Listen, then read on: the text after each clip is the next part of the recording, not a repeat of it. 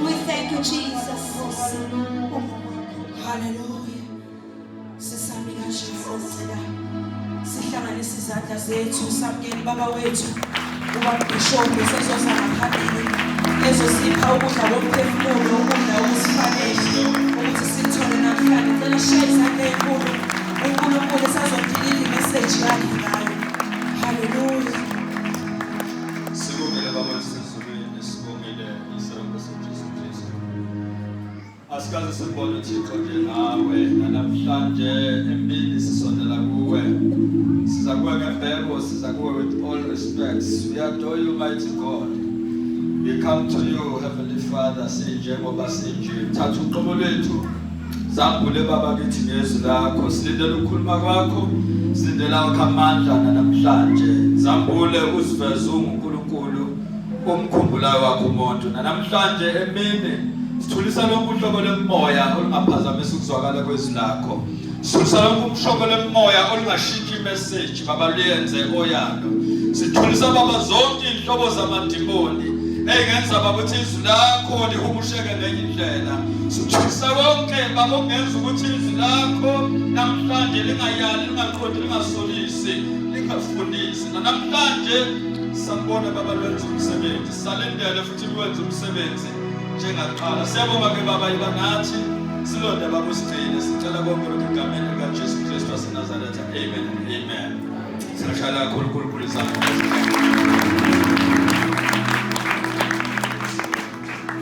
Thatha leli thuba ukubingelela MC wethu umfundisi ukwenya egameni likaJesu. Amen. Ngiyabingelela kubefundisi umfundisi uShenge usekela sihlalo kwi-district. Ngiyabingelela umfundisi uNgwenya umfundisi King umfundisi uGcwensa ngokunjalo nomfundisi Hlongwane umfundisi uButhelezi Pastor LCM waseDumilo wasicela kahle.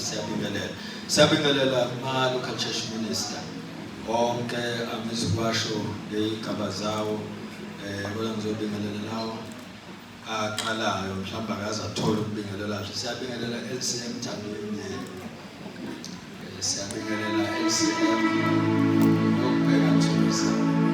amanye cha kade ayebizwa noma singathi ukuthi siyabingelela kumabhishophi khona phambi kwethu. Siyabingelela kwi-worship team abahlabeleli bonke. Siyabona baphelele nibaningi baxubile baphuma konke amagatsha. Siyabonga kakhulu. Siyabingelela osidlalela ikeyboard nomlekelelayo ubaba uNyawo. Amen. Kusho ubaba uNyawo legally married. Amen.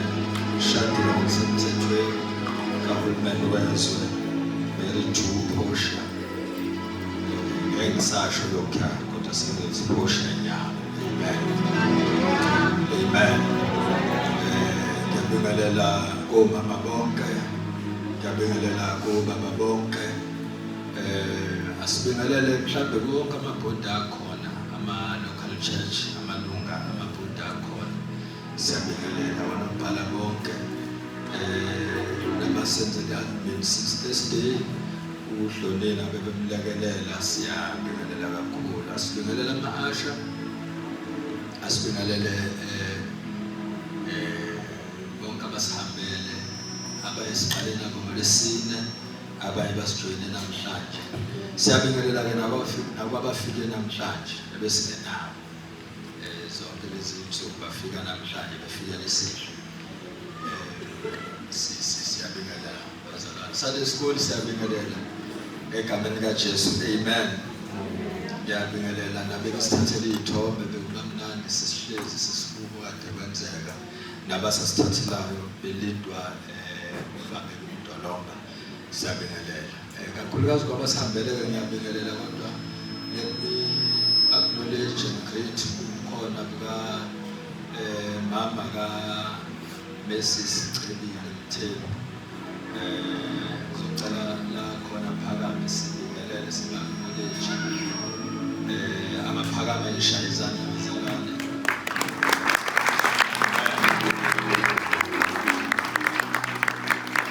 Siyabonga mama, ngahlala phansi. Siyabonga kakhulu ukuthi ube khona. Siyabonga ukuthi sinondodakazi wakho ofikile la akanasikhathi efikile, kodwa ungathi sehlala iminyaka eyishumi nathi. Ziningi izinto asezenzile, kuningi futhi esikubonayo nakuyena uNkulunkulu akubekile. Ngokusanda kufika ngenzeka ukuthi akacume, kodwa ezisikhathi siqhubeka uzochuma, kuzobonakala. So siyabonga nje mama ukuthi uze uzohlangela naye lapha khona. Amen. Angisho kuwena ukuthi sithokozile ngaye nomndeni wakhe wonke. Amen. Sinama-friend nje, ama-friend athi amawuye ngama-1,000 engawazi ngakade.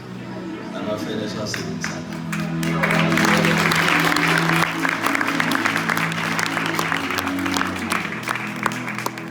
So kuningi okunye-ke noku-spiritual okuchaza, kodwa thina sesibonile sikhulu ukuthi khona la azokupholela khona. So siyabonga kakhulu ukuthi sibe nawe. Amen. Ngale ngokubonga futhi ukukhuleka kwabazalwane. Indeed these days one needs a prayer. Ngicabanga ukuthi mhlawumbe kithi sonke silana, mhlawumbe mina engikudinga kakhulu ukukhuleka. But-ke I do know ukuthi senikhulekile uNkulunkulu uzowenza umsebenzi. Kunembono, kunamaphupho, kunezambulo evela kubazalwane, evela kwesingakhonzi nabo, evela kwabangaziyo nje eyifikayo, eyikhomba ukuthi bekumele sikhuleke njengoba senzile. Kodwa-ke nje sesikhulekile, siyamthemba uNkulunkulu. Mhlawumbe saqala nabo i-district bazokhumbula akuqali lokho. Amen. Senikeni ngikhulekele kulezimo okhomba sithole nje bangasho nabo bonke saqala nabo i-district. Kunezinto sihamba edlule la kusho ngama yamazwi umphako wendlela lo ukuthi enkathi sahamba khumbula nangu umphako ukuthi hayibo ake sikhuleke ke siqinise ingaze impi kaSathane isibambe. Amen. So siyabonga kakhulu bazalwane. Mdolomba uthi asicishe ugesi, angazi lezi thombe noma zophuma zimnyama yini. NeBhayibheli kangazo manje olibona, kodwa konke ngakudinga ukulibuka kufundwa nje ngidlulisele lokhu uNkulunkulu akusho. Noma ngakhayisanga kodwa esifana ngizokufunda, ngizocela futhi sithele njalo ufundele lezi ncwadi ezimbili. Ngijwayele ukufunda incwadi ezimbili, lezi ncwadi ezimbili siyifunda Romans 8:28 ukaJohn Ivangeli 14:6. So izona zombili ngicabanga ukuthi mhlawumbe ngizokulivula neBhayibheli. I'll just talk on those bese-ke sengiqhubeka nohlelo olulandelayo. MC ngicela ngemvume yakho ngabe ngisahlela ngezansi sale siqhubeka nesithebe senkosi lo Sithembu. Amen. Engakafundi umfundi Sheme asibonga kakhulu ugogo umama umfundisi umtshali lo gogo Sithole ngiyacabanga MCM Sithole ukuthi bahlanganise umculo lo akade siubona la basikhumbuze okudala nizokhumbula lesasinani siqala ukuthi sasiphila lempilo lafika idimoni sasiphila lempilo ngicela nje sayishintshana baqala besifazane bacule nje kade ngicula nje behle bethi behla kubizwa besilisa amadoda acule nawo nezinsizwa zawo ehle kudlula lapho kuziyodi sasiphila lempilo lafika idimoni amadimoni kafika ebandleni afika ukuthi akhe ama-cliques ama-factions namaqembu lithi ibandla lilodwa ngaphansi komfundisi oyedwa noma kubhishobhi oyedwa bese kuba nama-cliques kube ne-faction kaSibanibani ne-clique kaSibanibani neqembu kaSibanibani kube lo group A no group B no team C no team D bese-ke kuya ngokuya kulotha uyayibonela nje nawe ubona ngisho nangokuhlala kwabo enkonzweni bahlala ngandawonye ama-cliques ukuze mangabe kukhulunywa into ethini athi yazi uthini balalele akukhulunywa ukukhuluma mhlawumbe ushumayela athi yazi uthini kuba leyo mpilo impilwayo eyehlisa umlilo namandla baleni ngicabanga ukuthi ukhuluma ngezinto ezaziyo bazalwane eniyibonayo futhi akukhulumi ngezinto eniyikhomba eniyibonayo khona la ukuthi ama-group akhona la uSibanibani negroup yakhe uhlala nayo kulela khona uSibanibani negroup yakhe uhlala nayo kulela khona balindele njalo futhi ke babona-ke mina ngikhuluma into engiyitshelwayo ngiyababona nje bahlala begadile futhi bayasondelana sondela eduze benza sure bathi nje ukuthi bazalwane uJesu kuyesu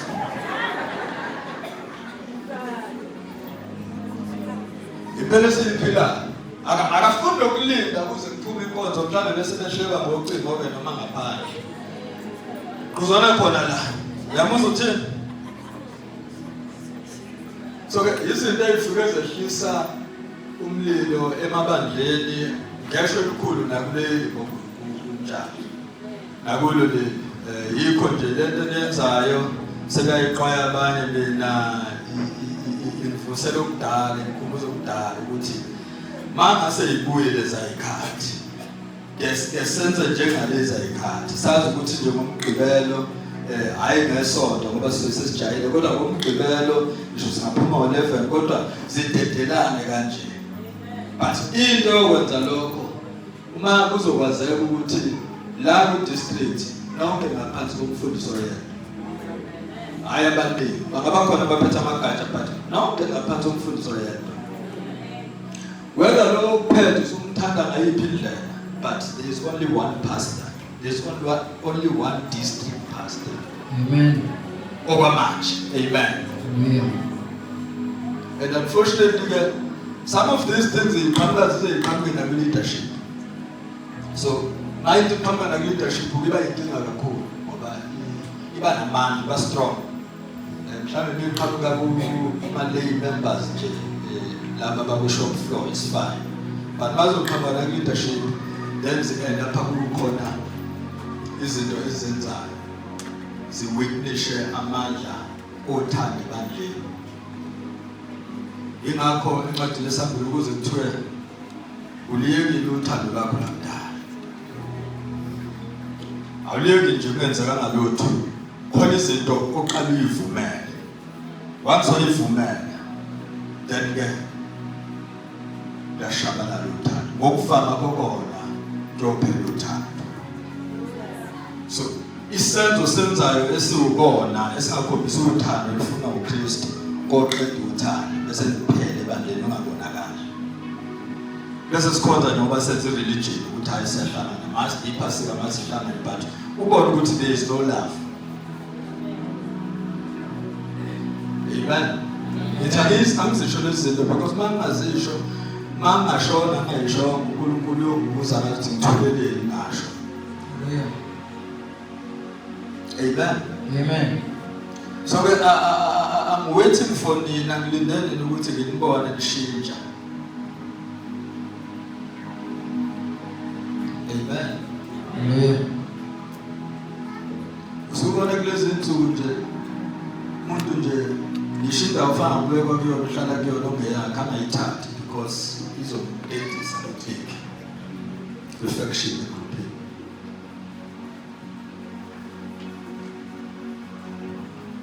Manje mhlawumbe nami bese kungena umoya ngibona nje sengisuka la kulesihlala esiphambili ohlala lapha lo mfundi isichaza lo mfundi isikhingi sihlalele sona ayothi wangahlala phambili manje babunyawo kwenze njani kanti nami sengingena usungena umoya. So izinto lezo kufanele siyi-address. Angikusho-ke ngokungahlonisi kodwa nangokuthuthulela okukhulu. Mahluleka uku-addressa lezi zinto. We don't have a district. Asinayo i-district. Izophela nje. Slowly phela nje.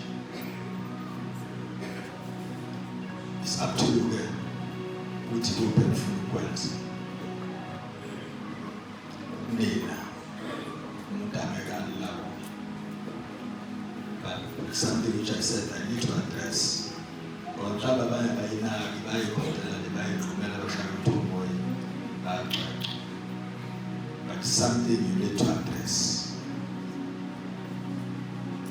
Ngikhuluma ngebala lodwa la ngikhuluma nge-district yonke.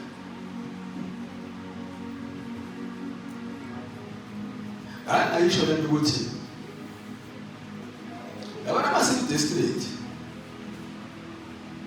funeka nihlale nje kuhlezi nje u-LSM uButhelezi uma uButhelezi lokho umtshali lokho kusithola. Icela kahle le idanela le ithulele. Hayi kube khona ekuthuleni la sithi nayi ekuthuleni. Uma ufuna ukuye ekuthuleni khona la enyobhekini hamba lapho uzoyithuleni.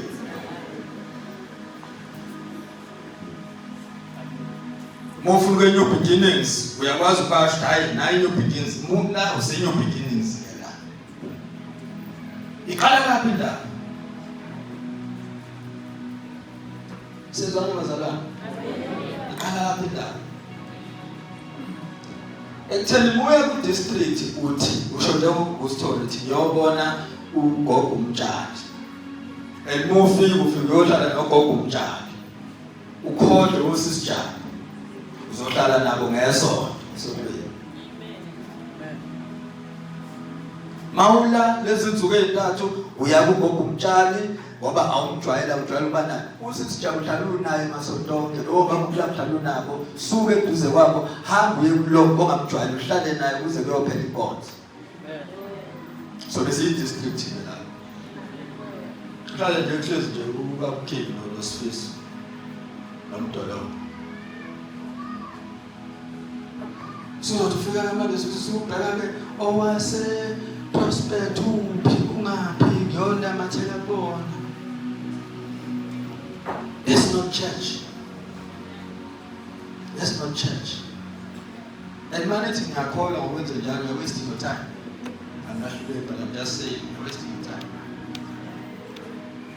Romans 8:28. Romans 8 verse 28.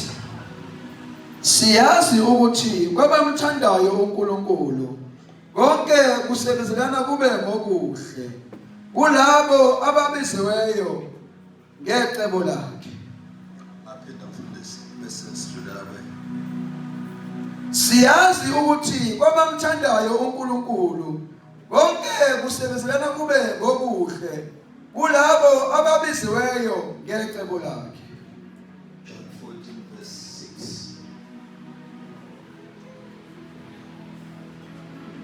John 14 verse 6. uJesu wathi kuye, mina ngiyindlela neqiniso nokuphila. Akakho oza kuBaba ngaphandle kwami. Baba wethu osezulwini uthe ezwini lakho siyoze siguge sibe izimpunga unguNkulunkulu akunakudlula nasiqeshana sinye sezwi lakho Baba izwi lakho sizokhuluma ngalo sifundise babo kulonda ngegama lika Jesu amen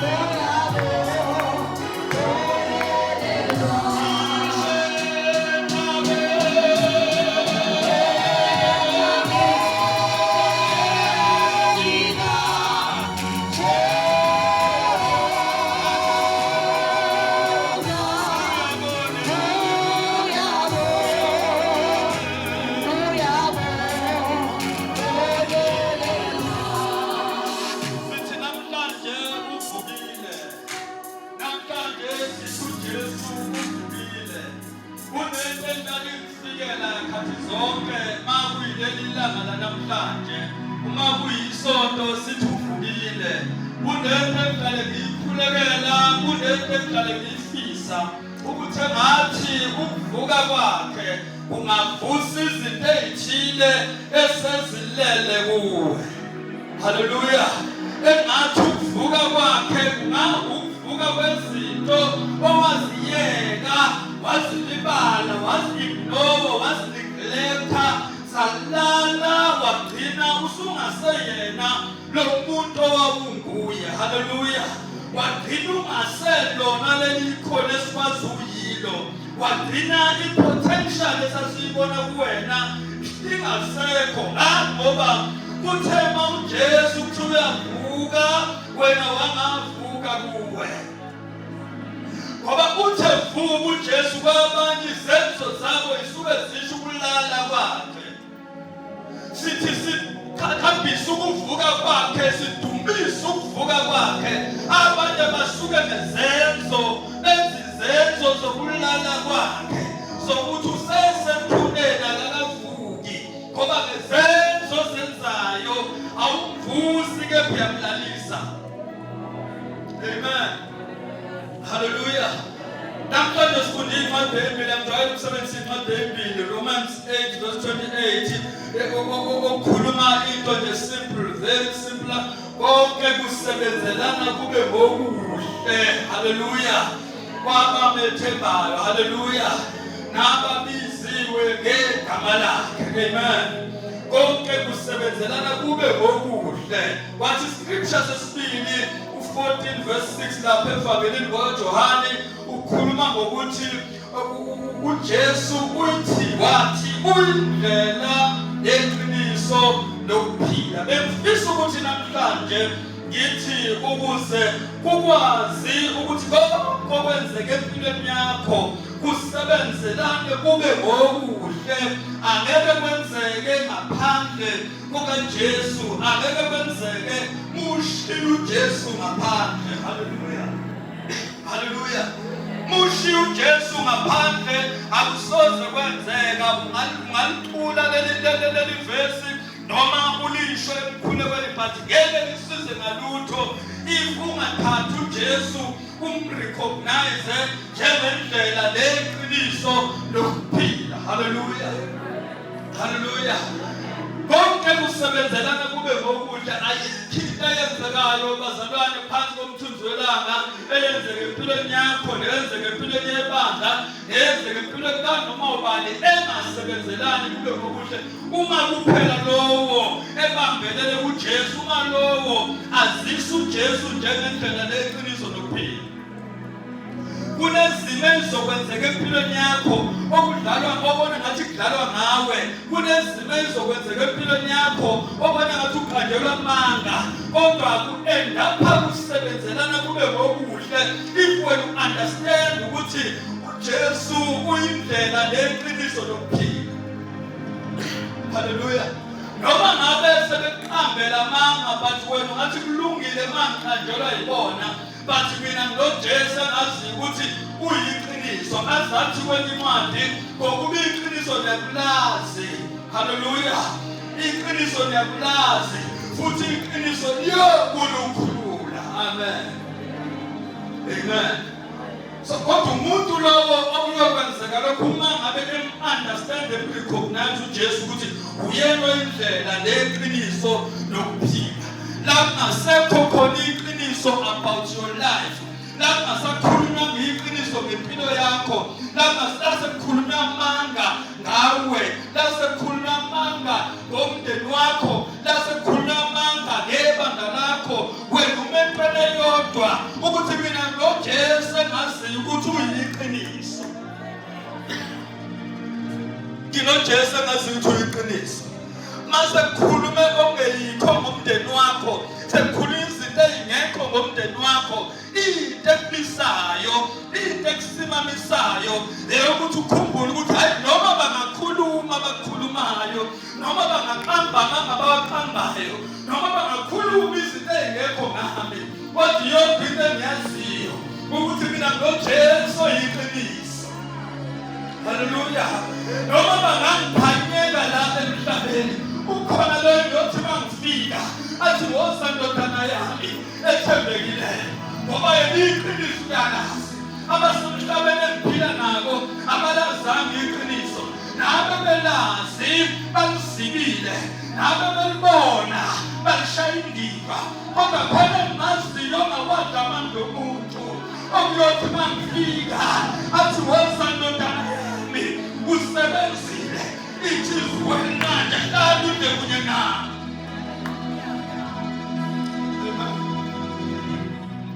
Kodwa kunjalo konke kusebenzelana kube ngokuhle.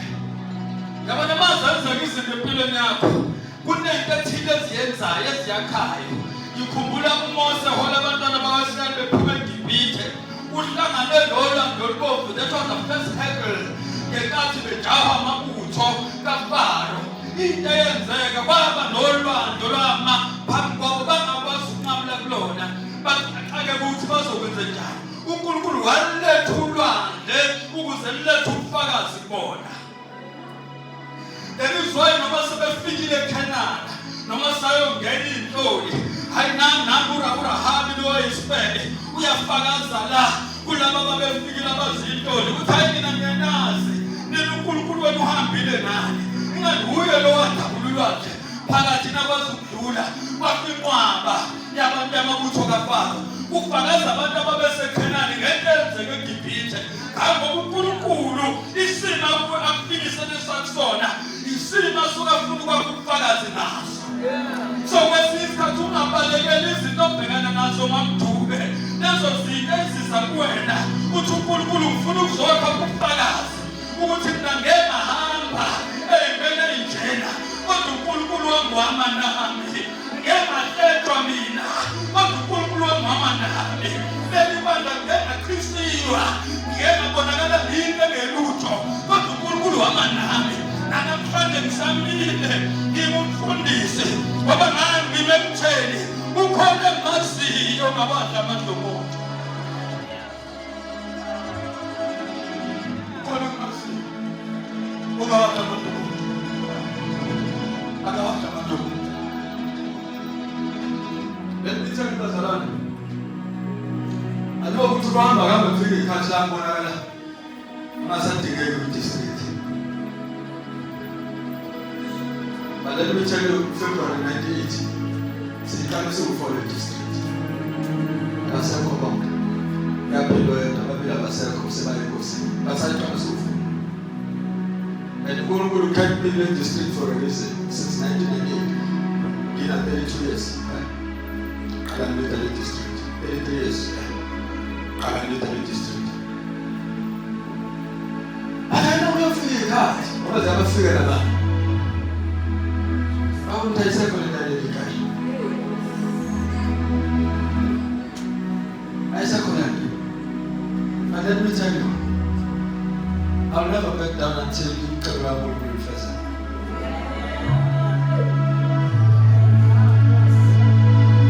I'll never back off until you come around with me first.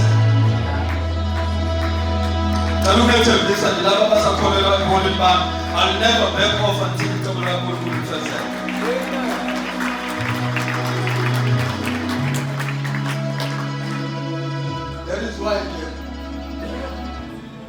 That is why this is the name to keep myself fit. I gym and gym.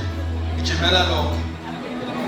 Ultima ukwenda sebe kolos go papate zaname yong gana ni papatse. Amen. Amen. Mabe thayi ngeke thina amandla abanda ngithi mina lo mina ngizongena ngingene papatise. Amen.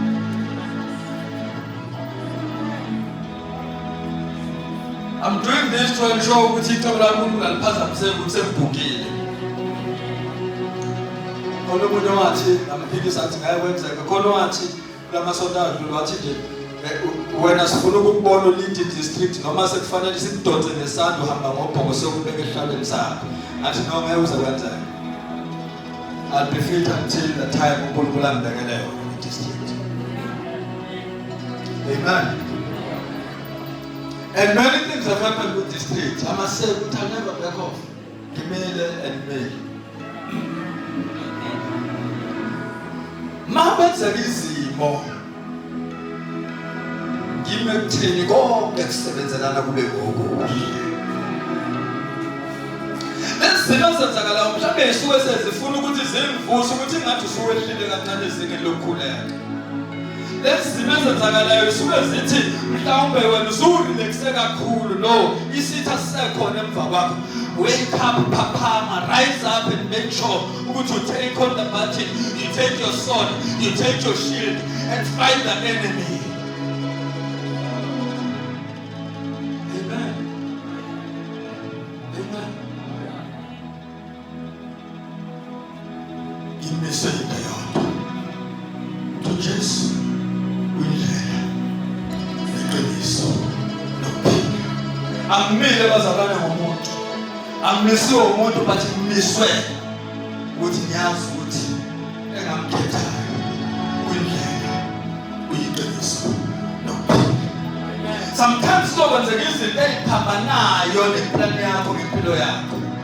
Just like kwenzeka Abraham ethe uNkulunkulu wena uzoba isizwe esikhulu wamshisa indawo yakubi Uri lamakhaledi wathi hamba uYesu nezakunika lokuzoba isizwe esikhulu kodwa qede wabantu wancisha umkakhe inzalo waba inyumba wangakwazi ukuthola abantwana but now uthe uzoba isizwe esikhulu ingakho ngithi konke kusebenzelana kube ngokuhle.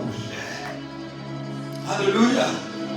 uJosepha udayiswe ngabafowabo bamdayisela ezinye izizwe waze uyofinyelela eGibhithe bakwenza konke lethi baqedile ngaye kanti no bakusebenzelana kube ngokuhle ngoba egcineni yibo abafowabo abesebefika eGibhithe bezokhosela becela bethi nayi indala isibulala ngale bezocela kulowo sewupremier lo abamdayisayo. Sometimes abantu abazodayisa one day they come cap in hand bethi sesizocela amanye amazwi umuntu ophatha kabi don't worry about the person wena nakuNkulunkulu kuphela ngoba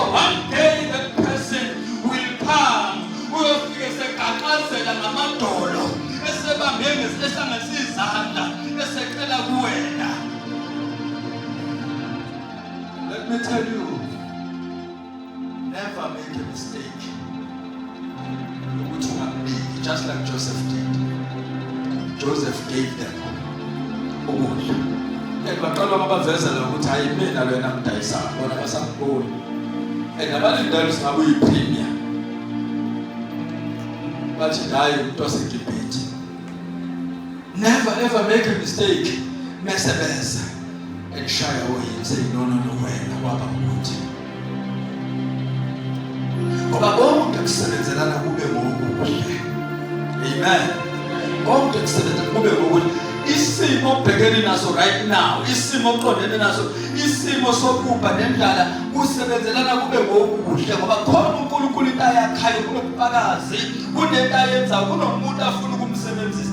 Yazi bazalwane, sometimes uyaswela kanti awusweli kuba kufanele uswele, kodwa uswela ngoba uNkulunkulu khona umuntu ofuna ukumsebenzisa ukuthi azoziveza khona. Azobona understand bazalwane. Ukuswela kwakho kuyenzeka kungabi okwakho, kodwa kube ukuthi uNkulunkulu ulungisa umuntu okuzofika someone afuna ukuthi azoba usizo bese yasiza. So ngamamaza uhlupheki kwesisikhathi ngoba kuwena uhlupheka, kodwa uhlupheka ngoba khona olungiselela isivande. Ngamanye amazwi isivande saloko ophethe imbewu othunye uNkulunkulu. Ihlonyele noma kodwa kuzothi uNkulunkulu hamba uye lapho ufike uyifake khona. Wena uswele kanti uswela ngoba khona umuntu olungiselele wena uzoba isivande ufike uzotshala. Amen. Hallelujah.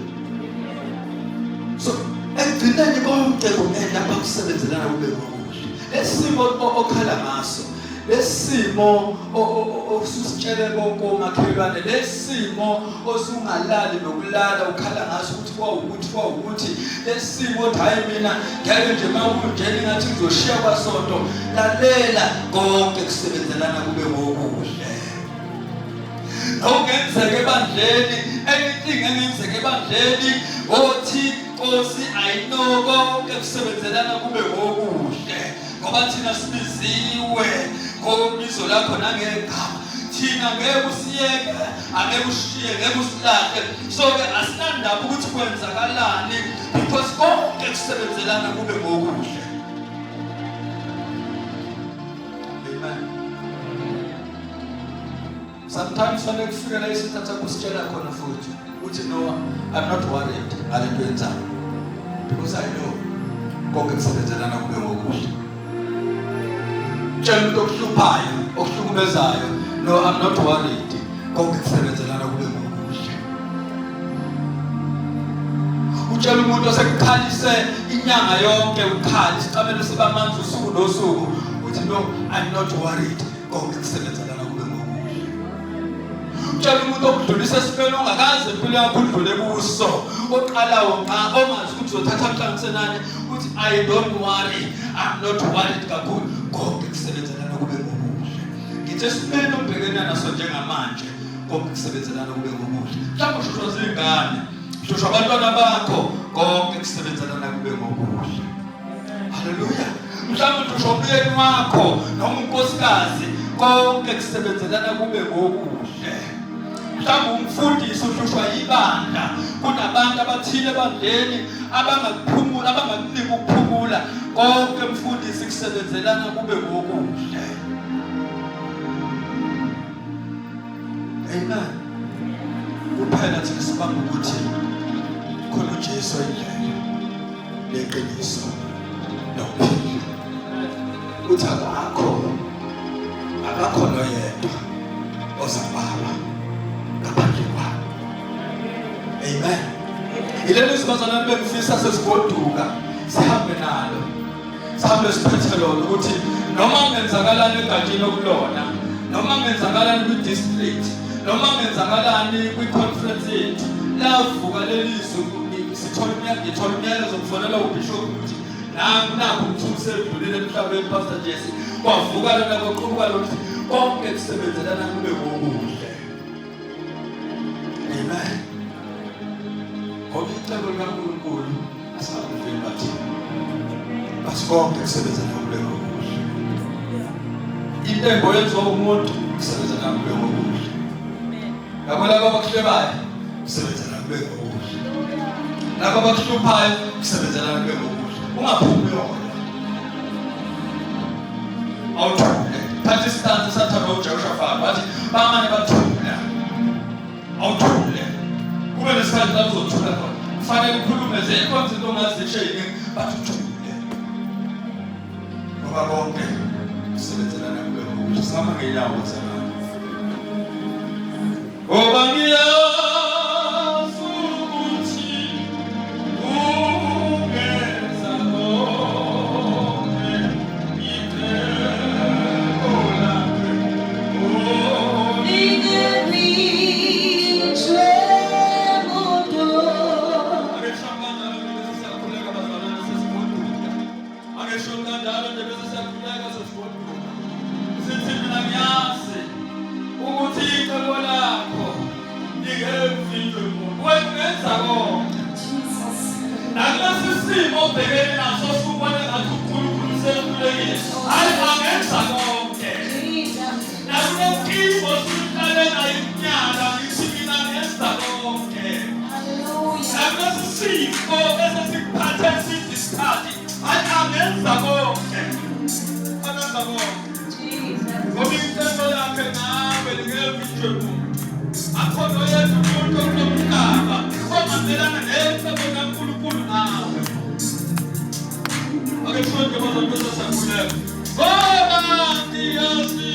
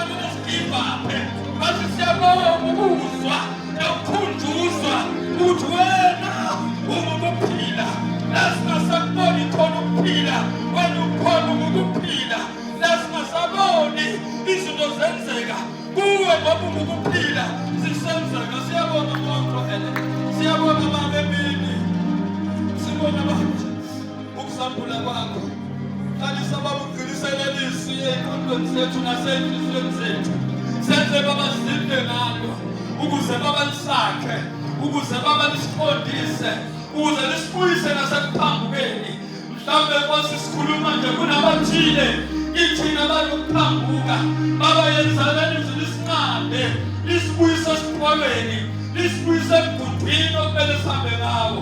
Siyabonga mawucwele umuntu obabe uyathandeka uyakhuluma ngezwi lakho ungasaqali ukhulumile baba kusukela ngolosine kwaze kwayimanje usakhuluma ngezwi lakho mphako lona baba wokuthi sihambe nawo sibheke emakhaya sisaphumule emakhaya nangeholide sisaphumule sizimbe ngawo sizibuke sizibuka amakhwapha sibheke la singenzanga kahle khona sizihlole njengokusho komhlabelelo omdala ukuthi awuzihlole emzalwane ukuthi uhamba kanjani singakafiki isikhathi sokuhamba emhlabeni.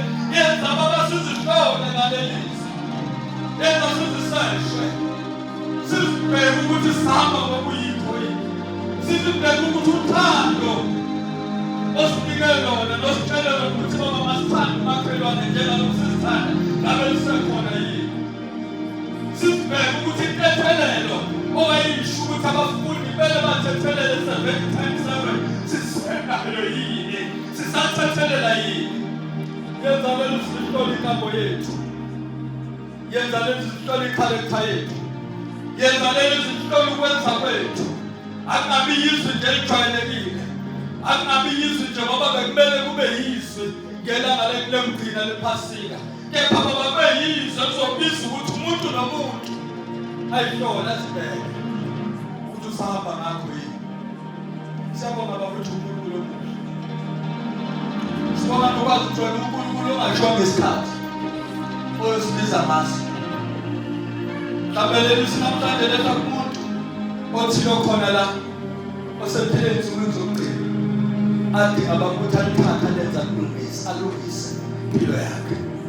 Mhlawumbe lelizwi kunomuntu osesebenza insuku engafikile naku5 ephile emhlabeni edinga ukuthi alithatha zidle ngalo bese kusebenzisa lungise la kungalungile khona ondise inyawo zakhe la ingaqondile khona akulungise ikharektha yakhe la ingalungile khona ukuze kugcineni uthi ubize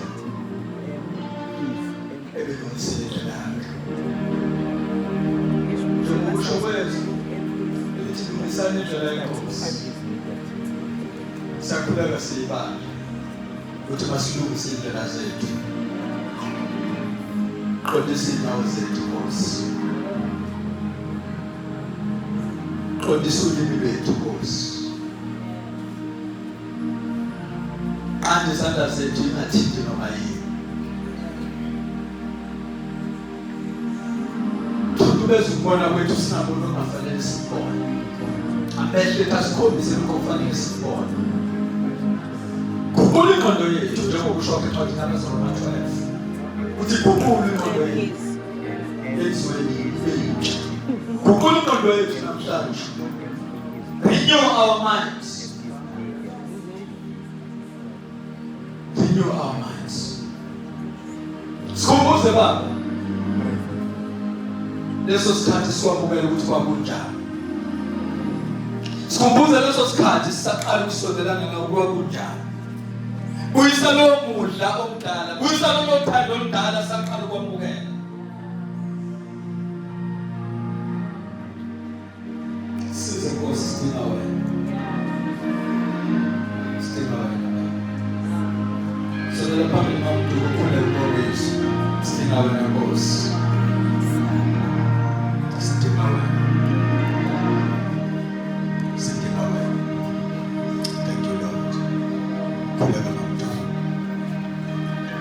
Baba wethu ongcwele Baba wethu ongcwele Baba wethu onamandla siyakhuleka baba silizwile izwi lakho silizwile imandla onke uNkulunkulu onamandla onke siyabonga baba umyalezo omuhle esutholile neyalo uNkulunkulu ongcwele siyabonga baba emini uNkulunkulu wethu bakwenzela njengoba kushiwo baba ongcwele masisuka Nkosi empilweni zonke masibheka kuye siphambaneni baba ongcwele siyakhuleka baba olungileyo sizwile moya ongcwele siyakhuleka baba siyabonga egameni likaJesu Kristu waseNazaretha akube phakade.